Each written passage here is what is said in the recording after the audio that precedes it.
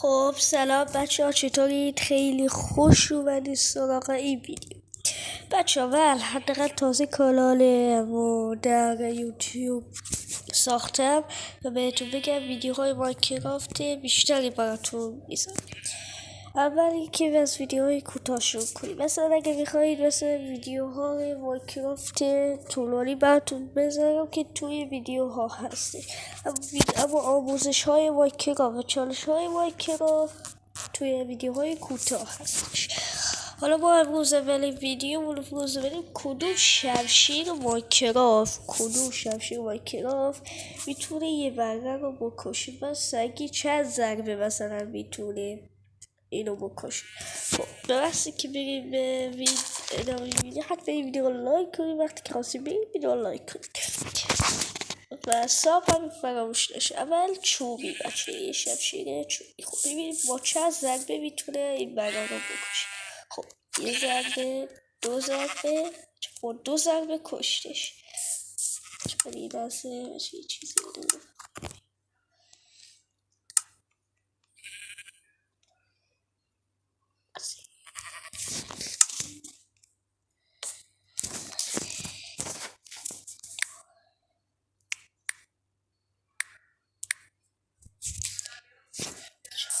اولیش دو ضربه، بعدیش بچه سنگیه که میتونی با چند ضربه یه ضربه، بعدیش هم با دو ضربه.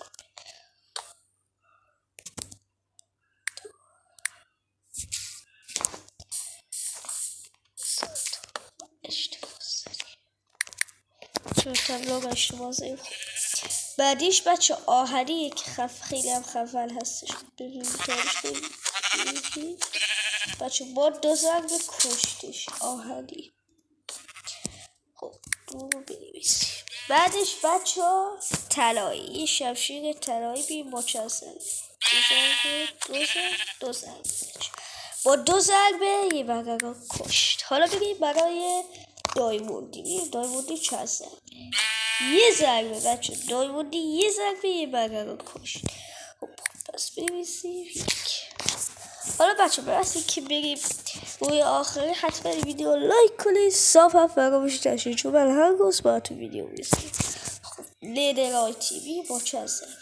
یه ضربه دیم، 100% یه ضربه. اینجا بنویسیم. حالا بریم بزنم. خب بچه اولیش چوبی که با دو ضربه، دومی سنگی که با هم دو ضربه، بعدش آهنی هم که دو ضربه، بعدش طلای